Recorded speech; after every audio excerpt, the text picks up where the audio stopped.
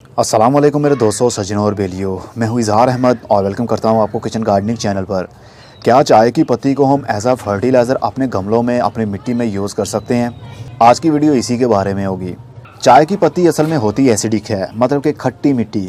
अक्सर फूलों वाले पौधे को एसिडिक सॉइल अच्छी लगती है। जैसे कि गुलाब का पौधा, उसको एसिडिक मिट्टी अच्छी लगती है जिसका pH करीब 6.5 से 6 के बीच में हो। तो क्या हम अपने गमलों के अंदर चाय की पत्ती यूज़ कर सकते हैं? तो उसका जवाब है बिल्कुल हाँ, आप कर सकते हैं। लेकिन उससे पहले इसको वॉश करना पड़ेगा अच्छे तरीके से। ये चाय की पत्ती है, अभी अभी चाय पी है और उसके अंदर से पत्ती बच गई है। इसको हम यूज़ करना चाहते हैं अपने गमलों के अंदर, तो इसको डायरेक्ट हम नहीं डालेंगे। अगर आप इसको डायरेक्ट अपने गमलों के अंदर या मिट्टी के सरफेस के ऊपर फैला देते हैं तो इसके अंदर फंगस लग जाएगा। और 2 से 3 दिन के बाद आप देखेंगे जिस एरिया पर आपने इसको डाला था वहाँ पर वाइट सा जाला आ गया है। वो जाला असल में फंगस की निशानी होती है और फंगस तभी आता है जब कोई चीज़ डिकम्पोज नहीं होती। तो ये चाय की पत्ती डिकम्पोज नहीं है ऐसी, क्योंकि ये चाय की पत्ती पहले हरी थी और उसको ड्राई करके बारीक कर लिया गया और पैकेट के अंदर पैक करके बेच दिया गया। तो इसका मतलब वो डिकम्पोज तो हुई ही नहीं, इसलिए इसको पहले से डिकम्पोज करना पड़ता है आपको। और डिकम्पोज करने के मुख्तलिफ तरीके हैं, लेकिन सबसे आसान तरीका आपको बताता हूँ आप कैसे इसको यूज़ कर सकते हैं। सबसे पहले इसको किसी स्ट्रेनर में डालिए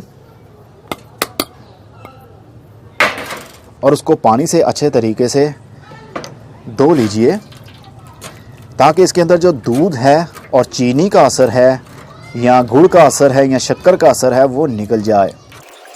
ऐसा अगर नहीं करते आप तो आपकी मिट्टी के अंदर फंगस लग सकता है और आपके पौधे की ग्रोथ बढ़ने की बजाय मुरझा सकती है। ये देखिए कितना असर निकला दूध का। अभी भी इसके अंदर देखिए वाइट सा आपको दिख रहा है।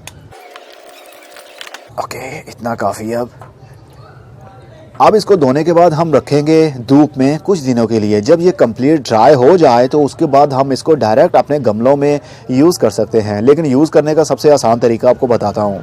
अगर आप इसको सरफेस के ऊपर फैला देंगे तो फिर भी फंगस आने का ख़तरा होगा, क्योंकि हमने ड्राई करने के बाद इसको डाला है। लेकिन जब गमले की मिट्टी गीली होगी, जब हम पानी देंगे तो दोबारा से ये चाय की पत्ती गीली हो जाएगी और फंगस एक्टिव होने लगेगा। तो सबसे आसान तरीका क्या है वो मैं बताता हूँ ड्राई करने के बाद में।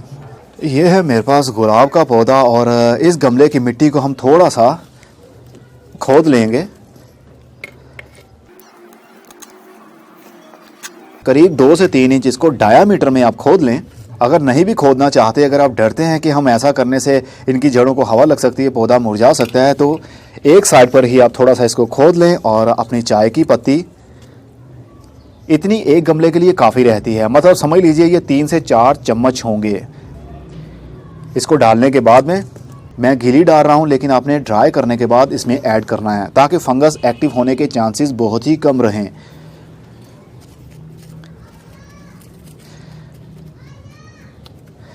ओके, अब ये दब चुकी है मिट्टी के अंदर। अगर मैं मिट्टी से बाहर ही इसको सरफेस पर फैला देता तो पानी देने के बाद में कुछ दिनों के बाद दोबारा से इसके ऊपर जाला आने लगता। लेकिन अब इसको मैंने मिट्टी के अंदर दबा दिया है, वहाँ ना तो हवा पहुँच सकेगी और ना ही सूरज की धूप और ना ही कोई रोशनी। इस वजह से फंगस कभी एक्टिव होगा ही नहीं और ये पड़ी ऑटोमेटिकली ही डिकम्पोज हो जाएगी। तो इसका सारा खाद का असर जाएगा जड़ों में। तो ये सबसे आसान तरीका रहता है अपनी चाय की पत्ती को मिट्टी के अंदर यूज़ करने का, बिना डिकम्पोज किए हुए। आजकल टमाटर के पौधों को फ्रूट लग रहा है, तो टमाटर के गमलों के अंदर और पौधों के ट्रंक के पास में ये चाय की पत्ती इसी तरह आप डाल सकते हैं अच्छा रिजल्ट पाने के लिए। लेकिन ओवर यूज़ कभी भी नहीं करना। इसका ज़्यादा ख़तरा तो नहीं है, लेकिन फिर भी ओवर यूज़ नहीं करना, क्योंकि इसके अंदर नाइट्रोजन बहुत ही कम होती है। लेकिन फिर भी फंगस आने का ख़तरा रहता है।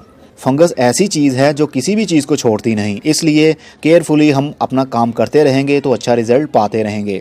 और ये आप हर 7 दिन के बाद या 14 दिन के बाद रिपीट कर सकते हैं। अब मैं चलता हूँ। खुदा हाफिज़, good bye, see you and ta-ta, और अपना बहुत सा ख्याल रखिएगा।